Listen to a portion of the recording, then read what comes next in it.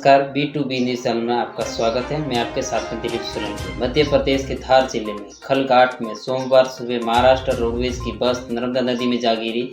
इसमें 46 यात्री सवार थे।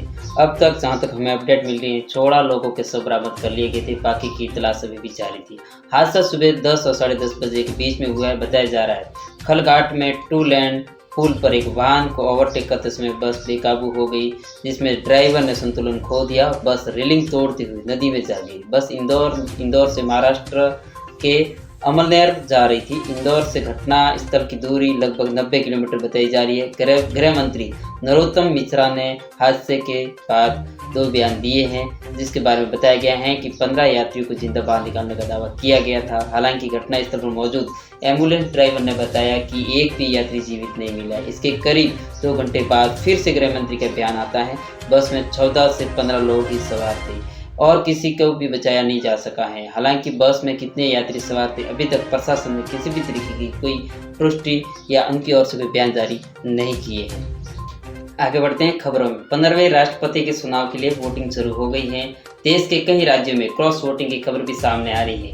गुजरात में एनसीपी के विधायक कांथल जडेजा, यूपी से सपा विधायक शिवपाल यादव और सहजिल इस्लाम, पंजाब में अकाली दल के विधायक मनप्रीत अयाली और ओडिशा के कांग्रेस विधायक मुकीम ने क्रॉस वोटिंग की है। सभी ने एनडीए के उम्मीदवार द्रौपदी मुर्मू को वोट दिया है। खबर है हरियाणा के भिवानी से। स्वास्थ्य विभाग भिवानी के द्वारा विशेष चेकिंग अभियान में दूसरे दिन टीमों ने सेक्टर 13 में 1920 घरों का चेक किया तथा 61 घरों में मच्छर का लार्वा पाया गया। इस घर पर मालिकों को नोटिस दिया गया है। टीम के साथ ही मच्छर पैदा होने वाले स्रोतों को नष्ट करवा दिया गया है। सिविल सर्जन डॉक्टर रघुवीर संडील ने बताया है कि विशेष चेकिंग अभियान में स्वास्थ्य विभाग की टीम ने शनिवार और रविवार यानी 2 दिन में सेक्टर 13 में 3373 घर में कूलर, टंकी, होदी, फ्रिज आदि को चेक किया है। 2 दिनों में सेक्टर में 109 घरों के मालिकों को नोटिस भी दिया है।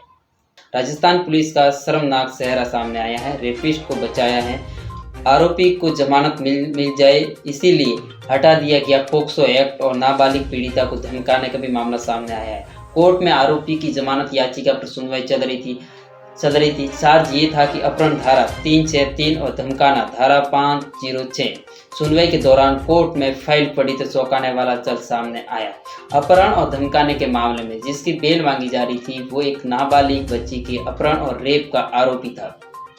अपर जिला एवं सेशन न्यायाधीश बांसुर ने आरोपी की जमानत याचिका खारिज कर दी है और डीजीपी राजस्थान और अलवर एसपी को मामले में जांच करने की आदेश दे दिए हैं।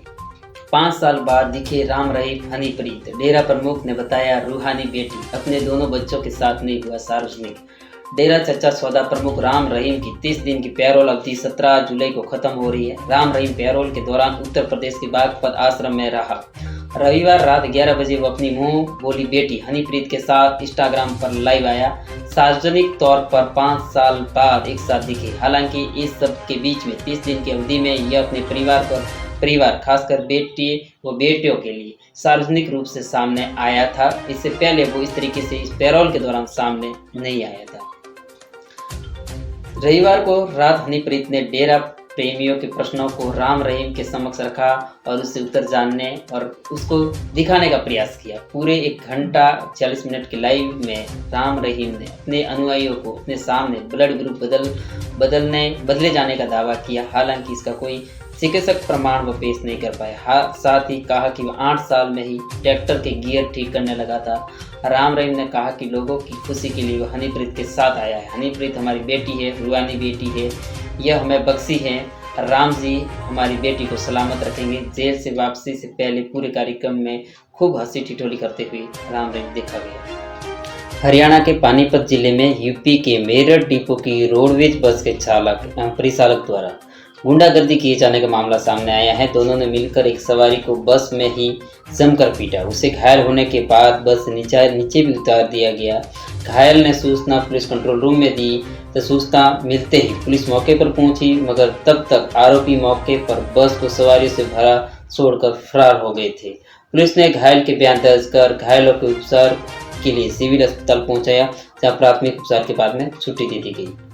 खबर है गुजरात से, जहाँ गुजरात के पूर्णा की स्कूल, सूरत में एक स्कूल है जिसका नाम पूर्णा बताया जा रहा है और इसी स्कूल में मासूम को निर्वस्त्र करके पीटने का मामला मात्र एक घटना नहीं हो सकती। इस मामले में शिक्षण समिति की पूर्व सदस्य को एक पेन ड्राइव अज्ञात व्यक्ति ने भेजी है जिसमें ऐसे 200 वीडियो बताए जा रहे हैं। आशंका ये भी है कि जिस बच्चे को पीटा गया था उसी कमरे में 2 अन्य व्यक्ति भी दिखाई दे रहे हैं जो शारीरिक संबंध बनाते हुए पीछे प्रदर्शित यानी दिखाई दे रहे हैं। ये व्यक्ति कौन है इसकी अभी तक जांच हो रही है, अभी तक किसी ने इसका खुलासा भी नहीं किया है। लेकिन हमारे सहयोगी ने इस सूरत में पूर्णा नाम की स्कूल में जब साला नंबर 300 में जाकर देखा और सबूतों की जब पड़ताल की तो वीडियो में जो कमरा दिखाई दे रहा है ये वही कमरा दिखाई दे रहा है और ये आचार्य का कक्ष है। इसमें कई सारी समानताएं भी दिखाई दे रही है। सीसाया गांव में दलित हंसराज हत्याकांड मामले में अभी तक प्रशासन परिजनों से वार्तालाप करने में असफल नजर आ रहा है। मामले में अब तक 5 दिन बीत जाने के बाद में भी जिम्मेदार अफसर और प्रशासन अभी तक बात करने में भी सफल नहीं हुए हैं। कोई सहमति नहीं बन पाई है। विभिन्न संगठनों ने मिलकर मामले को गंभीरता से लेने की मांग की गई है। वही मांगे नहीं मानने पर आंदोलन जारी रखने की भी बात सामने आ रही है। 24 जुलाई को राजनीति के रसायन शास्त्री कहे जाने वाले काशीराम की प्रतिमा का अनावरण लोहारू विधानसभा के गुड़ा गांव में होने जा रहा है, जहां एडवोकेट गुरुमुख सिंह व अध्यक्ष हरियाणा बसपा युवा नेता राजवीर सोरकी समेत कई युवा कार्यकर्ताओं ने और पूरी टीम ने समारोह को लेकर शिरकत करने के लिए लोगों को निमंत्रण पत्र दिया, जिसमें लोगों ने बढ़ चढ़कर हिस्सा लेने की बात कही है।